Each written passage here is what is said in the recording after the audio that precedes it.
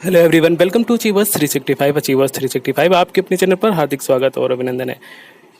DFCCL के exams start हो गए हैं और आज जो है 28 सितंबर का रिव्यू आपके सामने आ चुका है। तो जो भी रिव्यू में बताए जाएंगे बिल्कुल ऑथेंटिक और सही क्वेश्चन होंगे। इनको अच्छे से देखिएगा, सुनिएगा और इस हिसाब से अपने आगे आने वाले एग्ज़ाम की तैयारी करिएगा। चलिए पहले रिव्यू देखिए, फिर आगे बात करते हैं। हेलो। हाँ जी। हाँ हाँ जी उमेश जी, आज आपका एग्ज़ाम था, कैसा हुआ? हाँ सर, बढ़िया हुआ। पेपर जो आया था वो थोड़ा हिस्ट्री जो पार्ट था वो थोड़ा हार्ड आया था। अच्छा, बाकी तो सब पेपर आसान था। पहले अपने बारे में बता दीजिए कि आपने कितने अटेम्प्ट किए हैं और लगभग कितना आप स्कोर एक्सपेक्ट कर रहे हैं? सर मेरा करीब 100 से ऊपर मैंने अटेम्प्ट किया है और अरे 95 प्लस मैं वो एक्सपेक्ट कर रहा हूँ कितने आ जाने चाहिए। मतलब टोटल 120 क्वेश्चन थे ना इसमें? हाँ, 120 क्वेश्चन थे जिसमें 12 आपके जीएस और करंट अफेयर्स के थे, 12 हाँ रीजनिंग के थे, हाँ 24 आपके मैथ्स के थे और 24 साइंस के। हाँ और 12 जो आया था मार्केटिंग का वो हाँ 12 नहीं आया, तो उसमें भी एक फ्रेट को मतलब इंडियन रेलवे की हिस्ट्री दे रही थी, एक क्वेश्चन दिया था। और बाकी 12 जो था वो आपका सीआरएम से था करीब। अच्छा, तो टोटल 12-12 के सेक्शन में 120 क्वेश्चन थे। और इंडियन हिस्ट्री की 24 क्वेश्चन थी। इंडियन हिस्ट्री और डीएफसीसीएल की हिस्ट्री 24 क्वेश्चन तो थी। इन सभी सेक्शन में सबसे इजी सेक्शन कौन सा था और सबसे टफ सेक्शन कौन सा था? सर इजी सेक्शन तो आपका साइंस रीजनिंग था। जो इसमें क्वेश्चन वैसे आए थे वो दो स्टेटमेंट दे दिए थे कि जैसे कि दे दिया था कि अगर फोकस पे रखने पे इमेज कहाँ बनेगा, इनफाइनाइट पे बनेगा, और सेंटर पे रखने पे क्या सेंटर पे बनेगा। फिर दोनों नीचे दे दिया था इनमें से कौन से कथन सत्य हैं, पहला दूसरा, दोनों नहीं या दोनों, ऐसे करके क्वेश्चन इसमें पूछे थे। और मैथ के जो डीआई आए थे वो भी ऐसे ही आए थे। दो स्टेटमेंट दे दिए थे और उन्होंने पूछा था कि दोनों सही है या एक सही है या कोई नहीं सही है। ऐसे करके क्वेश्चन आए थे। बाकी अटेम्प्ट करने वालों के लिए आसान था, ऐसा हार्ड नहीं था। और जो टफ सेक्शन था वो कैसा था? सर वो तो इंडियन रेलवे की जो हिस्ट्री थी और डीएफसीसीआईएल की वो थी, क्योंकि उसमें कुछ क्वेश्चन तो आसान थे। जैसे कि पूछा था कि इंडियन रेलवे का इलेक्ट्रिकल इंस्टीट्यूट कहाँ पे है, और पूछा था कि national academy of Indian railway जो वडोदरा में, वो पूछा था।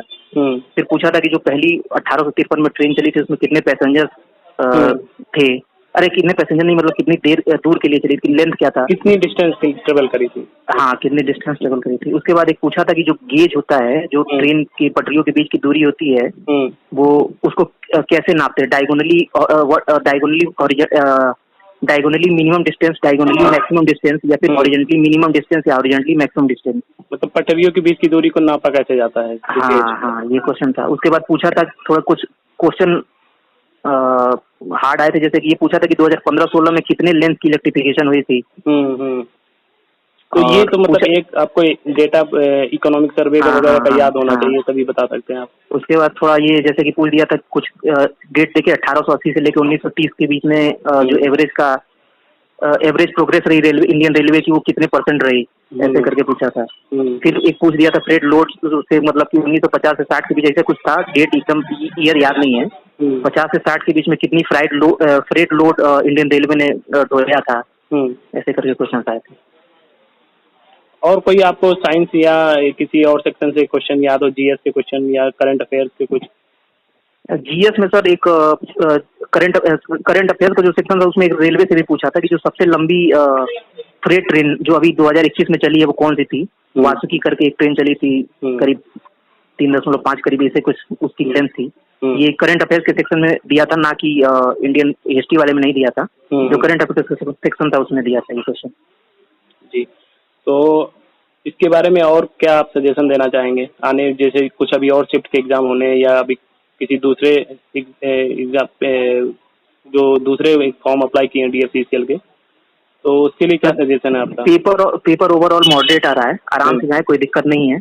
एक पोर्शन में हम लोग में तो हार्ड आया था, आगे का बता नहीं सकते। जो इंडियन रेलवे की हिस्ट्री थी वो थोड़ा सा हार्ड था, बहुत हार्ड नहीं कहेंगे, क्योंकि 12 क्वेश्चन आप अटेम्प्ट कर सकते हो, लेकिन 12 में थोड़ा सा आपको फैक्ट या तो याद रहने चाहिए, नहीं तो कभी पढ़ा हो तभी हो पाएगा। जैसे अब मैंने नहीं पढ़ा 15-16 में इलेक्ट्रिफिकेशन कितना होता है, तो मैं ऐसे भी अटेम्प्ट नहीं कर पाऊंगा।